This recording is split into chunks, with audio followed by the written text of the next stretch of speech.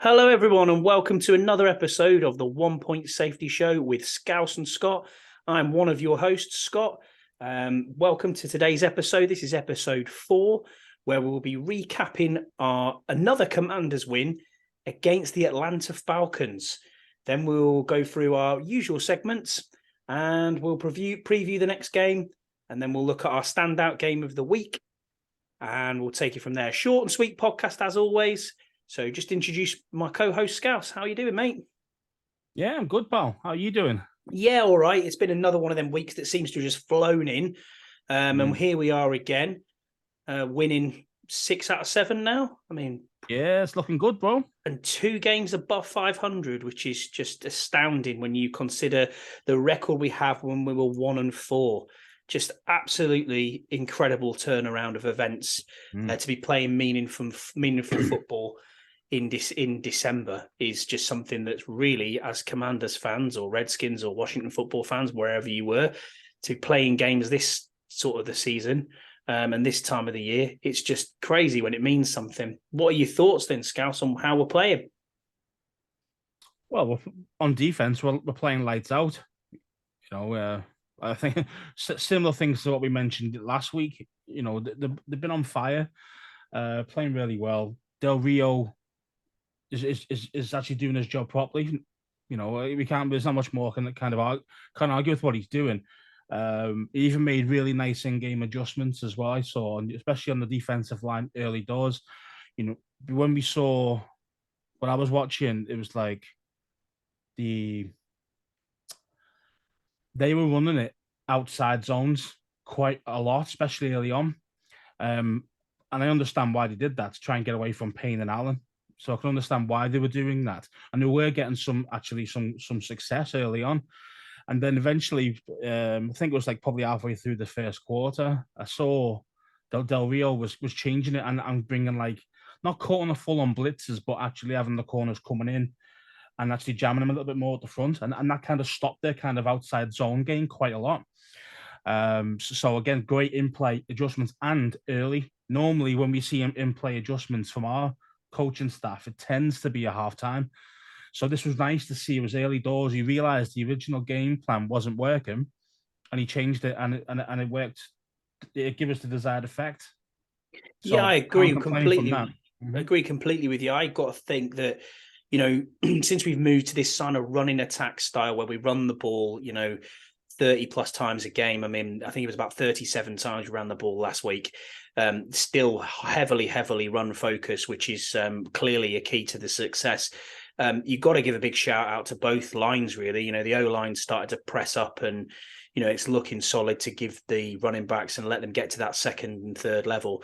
And the same thing can be said, obviously, for the defense, as we spoke about over the last couple of weeks. I mean, what were your overall thoughts on the game then as a whole? Were you happy with it, or happy because we won? Yeah, you can't deny that, can you? Wasn't say ridiculously happy of the overall team performance. No, we definitely left a lot to be desired on offense. I say I can sing the praises of the defense all day, all week. They've been balling out for the last 6 weeks. And you know, it only seems to be getting better. And I say I'm making quicker in-game adjustments. So defense-wise, leave them alone. Offense, yeah, plenty of issues on there still. Obviously, the big boy Taylor, you know, he's not producing what we need, I think, to be winning going into these next like 4 or 5 games we've got going. We're going to need to start scoring 24, 27 points. Even though our defense is balling out, we can't see us keep winning games by scoring 14 or 17 points. Yeah, it's disappointing. Disappointing scoring 19 points, you know, and you're thinking to yourself, you're having to make that absolute last second stand, you know what I mean, on the goal line and a mistake to win this. I mean, this was really one that we squeaked, you know, and probably heart attack. Probably I was sitting there thinking to myself, I mean, I'll be honest with everyone who's listening or watching. I put in our WhatsApp group, this is done, we've lost. You know what I mean? And that was that. As soon as we saw the running back break out with a minute or so to go, you're thinking the eternal pessimist right there. Absolutely, eternal pessimist at that. I turned into the eternal pessimist. I'm always the eternal optimist before we start playing football. But yeah, 19 points just isn't going to cut it, I don't think, moving forward, especially going into these 4 weeks. But here we are, going into December, 1st of December today, and here we are, and every team in the NFC East is in the playoffs. So if we stopped it today, we'd be there, which is, absolutely incredible to say how we started to move it around there. So we have to take the positives from this and think to ourselves, we're still winning. We're still there by the skin of our teeth. And it's quite obvious that no matter what, Taylor Heineke knows how to win. He's doing what we expect him to do in leadership role, but not necessarily doing what we expect him to do on the field and putting he brings intangibles, doesn't he? He brings intangibles, the things that you can't really measure by stats and outcomes and all that. He brings that leadership. He brings that extra 2 or 3% per player, which in NFL is that fine margin. That's all it needs to get the job done. And do you think that it's the defense that's winning us the games, or would you say it's more over, or is it more over that?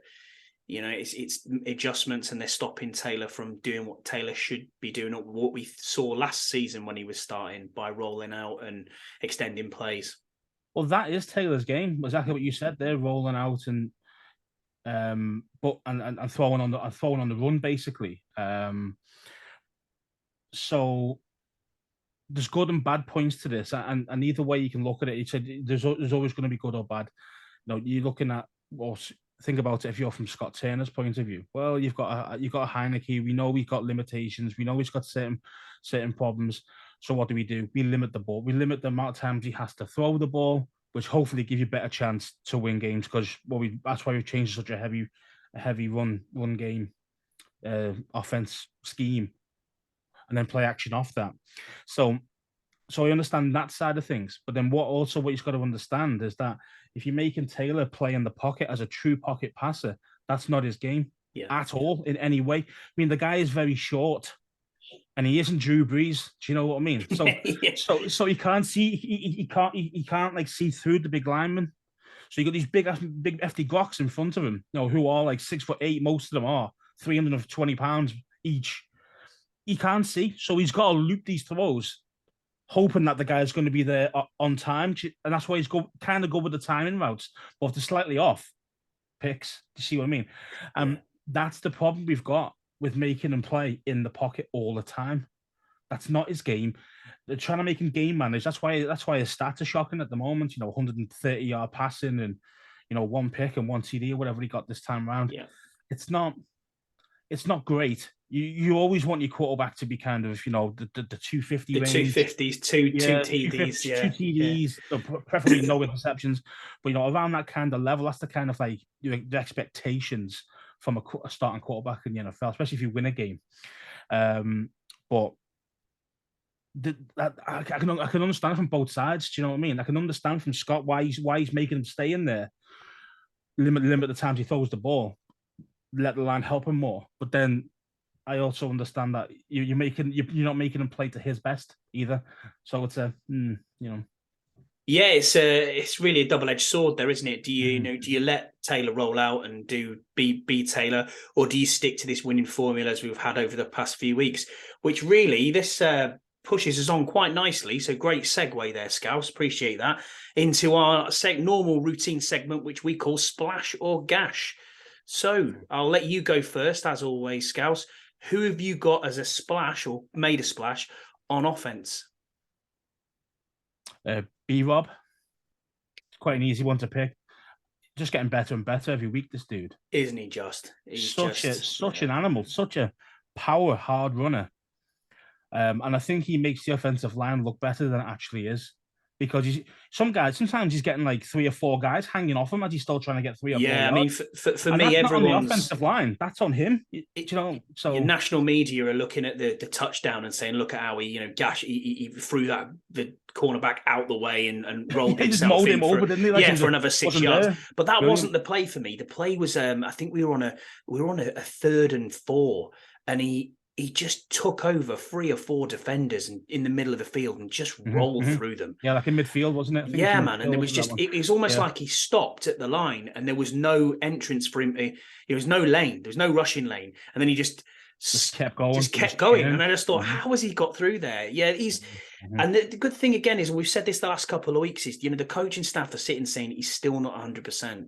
So what is he going to be like when he's 100%? Because right now, out of all rookie running backs, he is winning by miles. I think he is. I think he's ranked number 1 as a rookie RBs, I think. Yeah, he is ranked number 1, yeah. So, I mean, that... And imagine him next season when he's, 100%, and with a better O-line.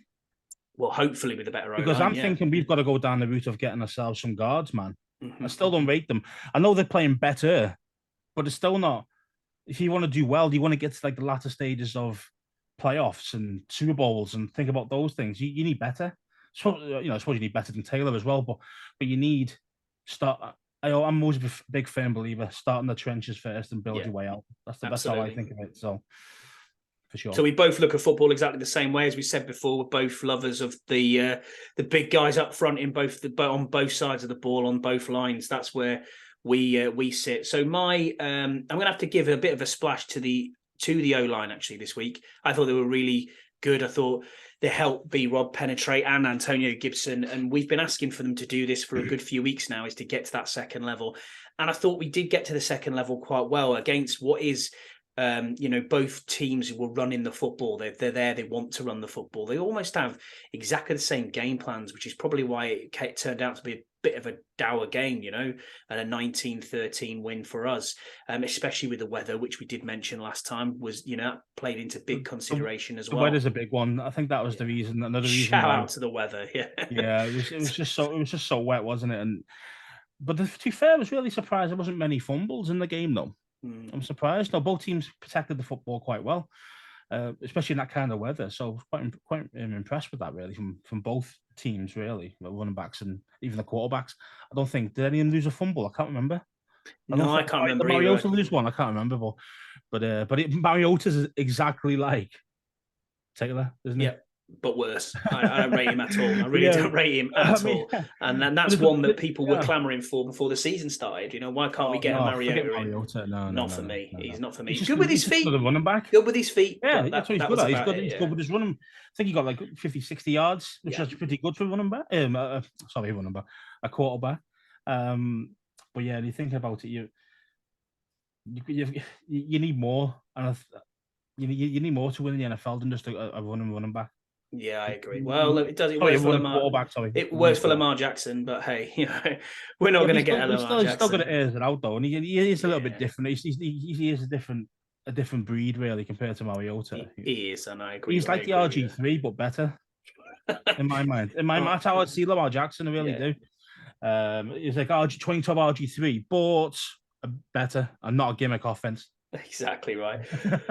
What about have you got any further people for splash on the defense then, Scouts? What we're going to go for on the defense? Is that an obvious one again? Yeah, I mean, you can pick your poison, really. I mean, you can pick any player.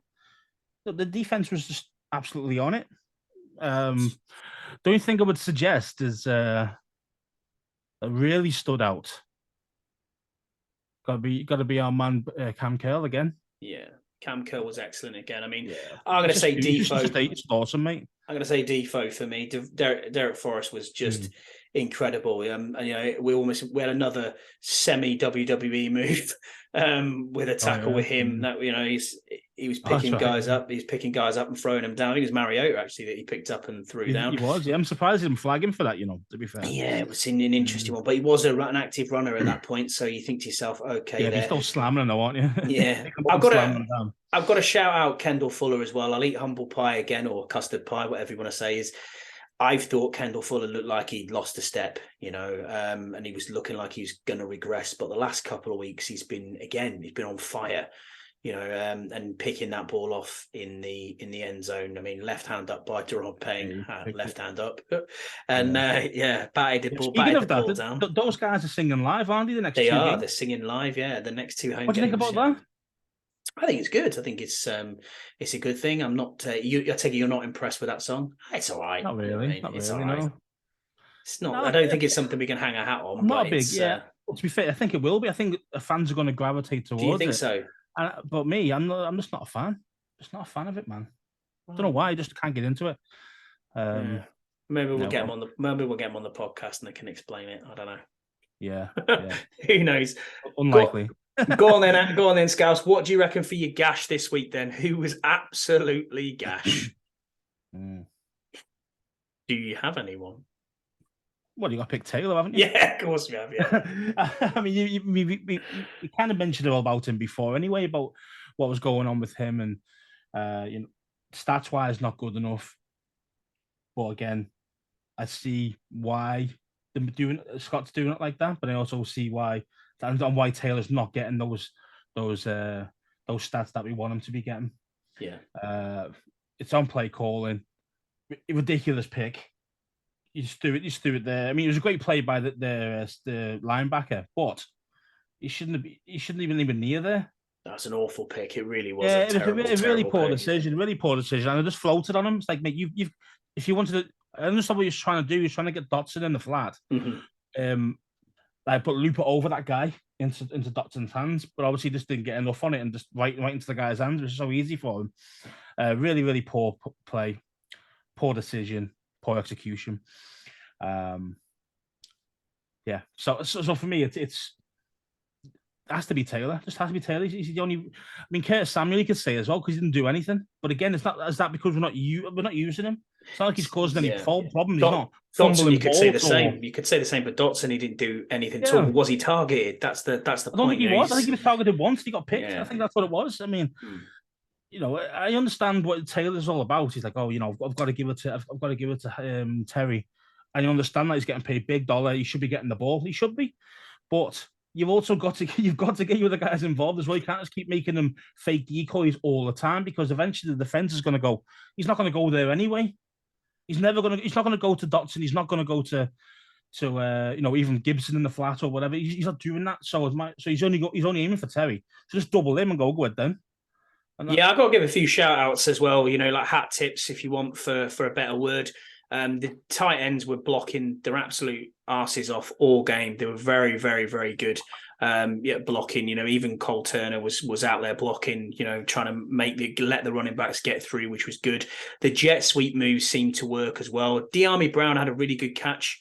So shout out to him as well. He did really well. He got targeted once. Yeah, and John Bates, got his first touchdown as well. So nice. Congratulations to John Bates. He's been a really solid addition to this team. So who's your gash then? Gash for me, I don't really have anyone. The only one I can think of is Taylor. It would spring to mind immediately, and we've just covered that off. No one really stood out for me to say they were awful, had a really bad, poor performance. It was just one of them managing wins where it just went on, and it was just a pure running game. So a bit of a slugfest, and one for the purists. But we got there in the end, and the most important thing is we got the W. So, and it keeps us above the chains, and it keeps us above 500 now, 2 in. And as I said at the start of the show, we're in the playoffs if it were to stop today. So this is now in our hands to continue this run and keep going forward, which moves us on nicely then into the segment that is my highlight of my absolute week. This is the point where we all get to listen to a Merseyside man give us his take on who has upset him in Commanderland this week. It is indeed Scouse's Sizzle. Well, again, it's got to be my boy, hasn't it? It's got to be my boy, Scott Turner. I swear you have a vendetta against him. I have a vendetta against him. But again, I've already kind of mentioned the reasons why he's pissing me off. He pisses me off all the time because he just doesn't play to players' strengths. He just doesn't do it. It just drives me insane. It's kind of like, mate, why? Why aren't you letting Taylor run around a little bit? Why aren't you doing these bootlegs? Why aren't we doing these different kind of rollouts? Why aren't we using Taylor better to make him? I understand the risk of picks or whatever, but you got to play to your quarterback's strengths, surely, not his weaknesses. And making him a pocket quarterback, a pocket passer, is making him a weakness. It's making him a liability to the team. So, Turner, get your head out your arse and start calling some plays properly that's going to suit him. Especially these 15, these first 15 plays that he has, this Turner. Let Taylor be involved in that decision making and what plays we should be doing. I think at the moment it's just him going, no, this is what you're going to do. These first 15 plays, that's what you're going to be doing. And even if Taylor doesn't want to do those plays, that's how it is. So for me, it's like, mate, become more of a team player, get Taylor involved in it, and let's see where we go from there. So sort yourself out, Scott. Scouse's sizzle. Hotter than Dax Milne's sister on a Tuesday. Anyway, moving on. If you haven't seen Dax Milne's sister, check her out on Instagram. You'll be pleasantly surprised. So we're going to move on then to preview our next game, which is also our game of the week. And it is the Washington Commanders going to the New York Giants, to the Meadowlands, to New Jersey. What are your thoughts on this game then, Scouse? Must win game. Do it by any means necessary. Even if it does mean Scott Turner doing his usual shit, I'll take it no matter what, as long as we get that win. Ultra important. We're on the up. They're on the down. They're banged up big time. I know we've got a few injuries, and we'll speak about that in a minute, but we've got a few injuries. They've got a lot of injuries. Some guys are coming back, but still, all banged up. We should be taking advantage of this. Run it down the throats. A few TDs there from Taylor off the play action plays. And must win game. Cannot afford to lose. Yeah, I agree. Absolutely cannot afford to lose this game. I think this is more important than the home game. People, I've heard a bit of Twitter banter back and forth, and people are kind of looking towards the home game against the Giants and saying, "Oh, well, we've got the bye week in between." There's no point looking that far ahead. We have to look towards next week. It's not a given at all. It's in their stadium. Daniel Jones seems to turn into some sort of like, I don't know. Lamar Jackson. He turns into Patrick Mahomes every time we play him. Yeah. It's just, I don't know what it is about him. He just seems to kill us every single game, and I don't know what it is. And we don't seem to do well in New York. He kills us with his legs. He kills us with his legs. He does. So playing with where we just played against Mariota should give us a good kind of a gauge, really, of our defense and what he can do against Jones himself, because he's similar. He's a similar type of player. Yeah, I agree. I think if we can keep, again, it's about this game is going to be won on the D line. You know, no other way at all. I mean, I do think, and I agree with you exactly what we've been saying all this show, is Taylor needs to show out a bit more. He needs to get a couple of TDs off that play action. We need to still run the snot out of the ball completely. Keep going with this movement of running the ball first. Having that two-headed monster three-headed monster, because you've got to add Williams in there as well, you know.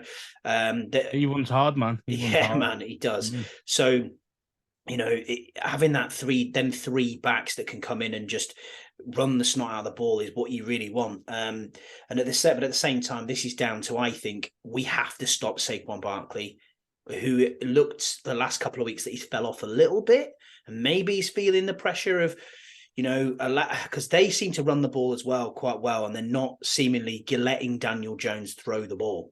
So everything's seemingly going through Saquon at the moment, and then we have to keep... Well, he would do, wouldn't he? He is the best player on offense by a mile, so you are going to use him a lot. And the thing is, I think that's probably why he's slowing down a little contract bit. Year as well for him. So a few injuries on the O-line, a few injuries there.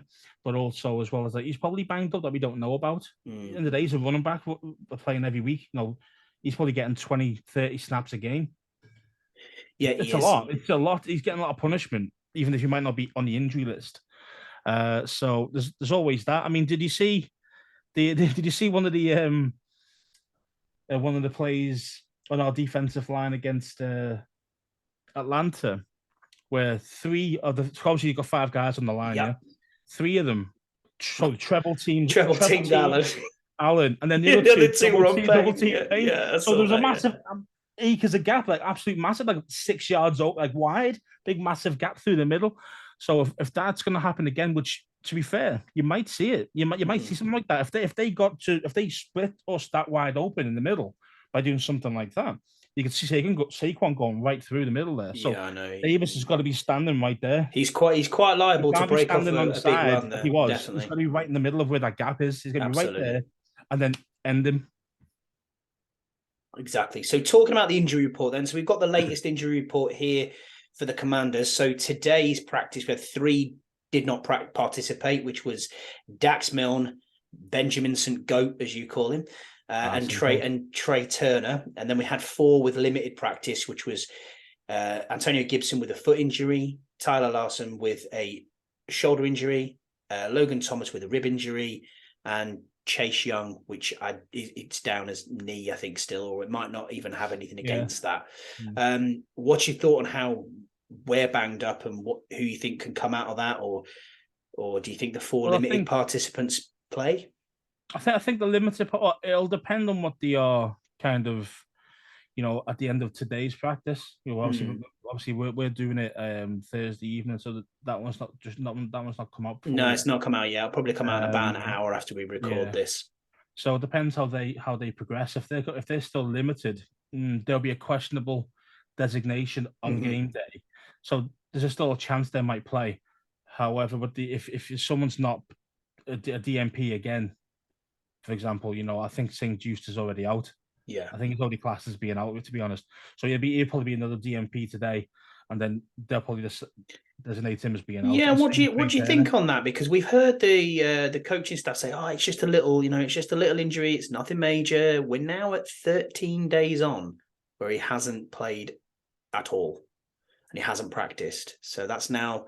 Well, he played in the game, didn't he? He played the last week's game, and he had a massive, ridiculous tape on his ankle. So he was playing in that game, and he tried to fight on.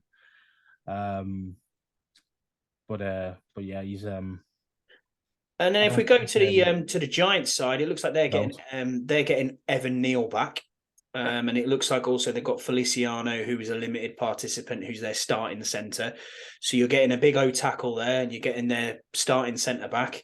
And then I don't know of the other ones. Have you got anything on them at all? I think it's Bellinger, Williams, Fabian Moreau was limited. Well, Bellinger's their main tight end. Yeah. Once they got rid of the thing, who was it? Who was there last year? He went to the Jags. I can't remember his name now. Yeah, I know. He's on a freebie because he wasn't very good. I mean, very athletic, but always injury prone. So they got rid of him. This Bellinger guy has been he's a 4th rounder, I think, and he's been the main guy. But he's been out for the last few weeks. I think it was a face or an eye injury or something. But he's limited participant, so at least he's starting to get back. Yeah, Williams being a limited participant as well, Leonard Williams, that'll be an interesting one if he isn't ready to go. He's always going to be useful. He's always, we all know how good he is as a D lineman. I think one guy you got to look out for is the wide receiver, James. He mentioned James. Yeah, Adoree Jackson's obviously there as well on there. Yeah, I'm unsure if he's a starting cornerback or he's in the backup role. I'm unsure. I know that Fabian Moreau, obviously, Washington fans will understand who he is. He's been starting regularly for the Giants, and he's been limited participant, been out the last couple of weeks with an oblique injury. So again, they are pretty banged up, but they're getting what looks like 2 big players back this week in the center and an O tackle, which is always going to help their run game, isn't absolutely. it? It's always going to help their run game. So, but again, it's feeding into our strengths though against our D line. Okay, they're getting upgrades, but they are taking on, elite level D line. Exactly, yeah. And you find me, here's the challenge to everyone listening or anyone watching, you find me a better D tackle at the moment than Jonathan Allen in the league. I don't think there is one. I really don't think there is anyone at all that's better than him at the moment. I mean, you could argue Daron Payne, but it's I can't. I mean, I know there's others out there. There's the guy at New York. I can't remember his name for the life of me. Ridgeway's playing well. Ridgeway's probably a top 10 guy. Yeah, he's playing as well. And I honestly think the scheme has worked this year, and I think the coaching staff have done a really good job at looking at backup players who've come in and they've participated and contributed, and they've contributed well. And we've talked about this before. The likes on your defensive side of the ball, your F.A. Obadas, your Smith Williams, your Casey Two Hills, these sort of players are coming in and they're playing really, really well, and they're having success. And then even the Ridgeways, Ridgeway was on Dallas's practice squad, a 5th round pick, and they cut him. And it was like, well, hold on, we're gonna pick him up. So, yeah, that is a really, really interesting one for me that we picked that up. I've got a little bit of any other business for you, Scouse, and we can talk about this. Thoughts on Chase Young this week? Is he going to go? Is he going to be on a limited pitch count? Is it because of the turf? I've heard lots and lots of talk about it. What's your thoughts on that? I think the second one, what you mentioned there, I think he's going to be on a pitch count. I do think you've got to get him involved now.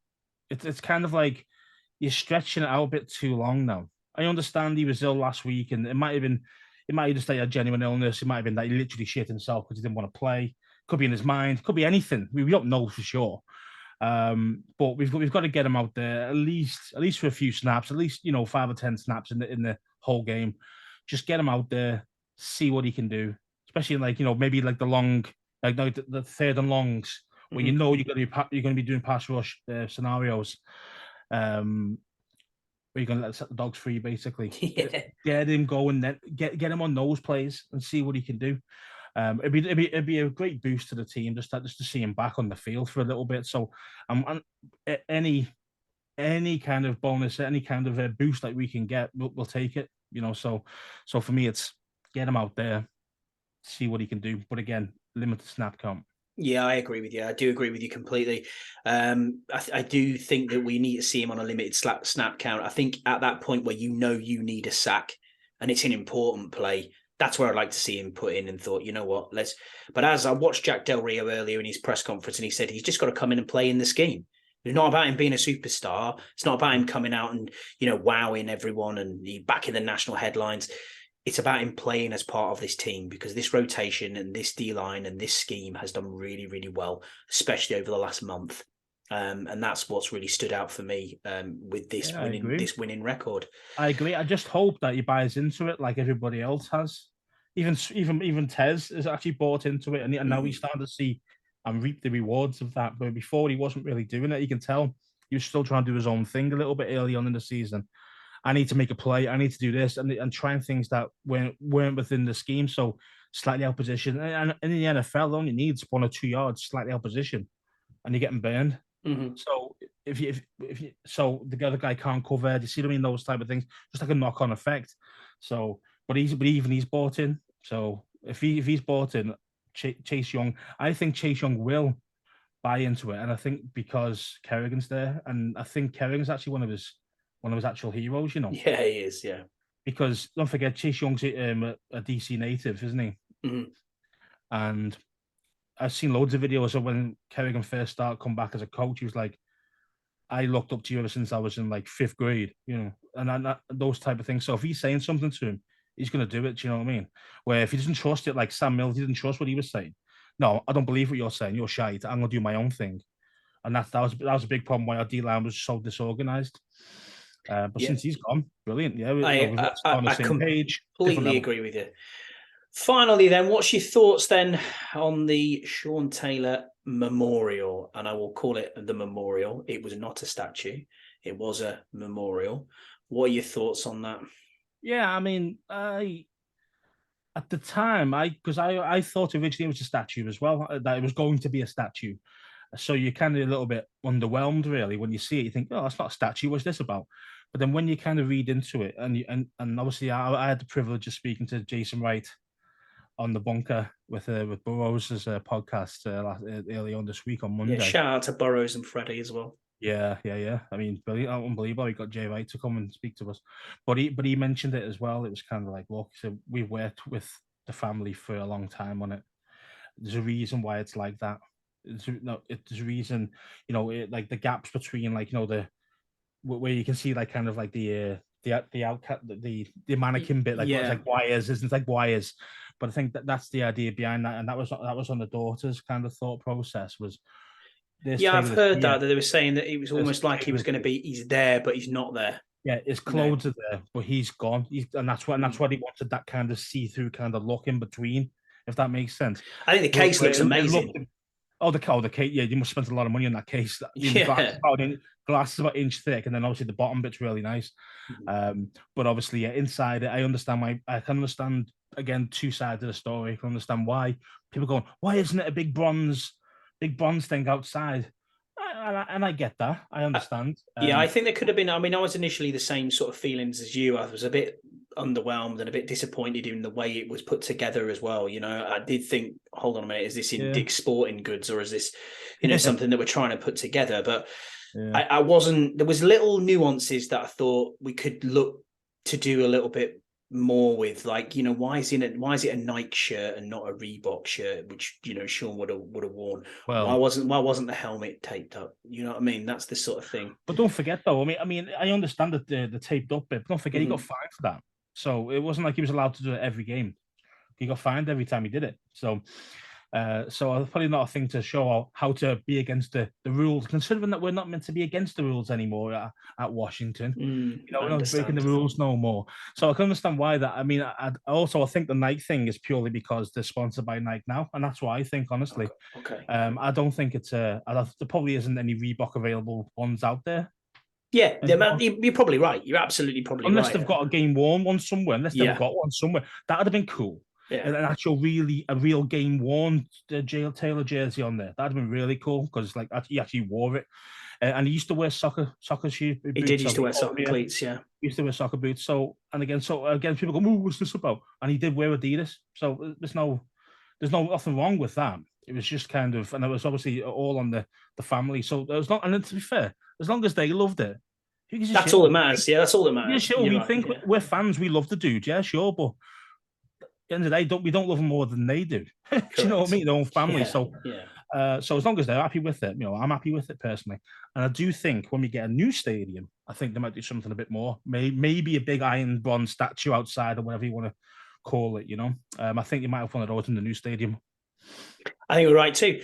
So we're going to score predictions then. So what's your score prediction then this weekend, Scouse, for the game against the New York Giants? I think it's going to be 24-21. I think it's going to be tight. I think we're winning. I think we're just going to nick it.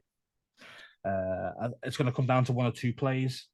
I just hope the referees don't fuck us because they always do in these really ultra tight games. They've been reasonable in these close games recently. No, what you can say, okay, that was a penalty. Do you know what I mean? Like it was an obvious penalty. A lot of times we get these phantom calls that always kind of end up shafting us. But hopefully, referees call it down the middle for this game because this say it's ultra important that it's that we win it. So yeah, I'm going to go 21-17 Commanders, and the train keeps trucking, and we keep going forward. Well, I think that's pretty much us for this episode. Thanks again for listening in. Thanks for joining us on the 1 Point Safety Show. After if you're listening to this, you'll get all our socials and you'll get all how you can contact us. Any questions or updates that you want, or you want anything for us to cover, please reach out to us on social media. Andy's at ScouseAndy20. I'm ScottyH84. Thanks for joining us again on this episode. Episode 4 is flying by. It's flying by, Scouse. We're getting there now. Thanks everyone again for joining us, and have a great weekend.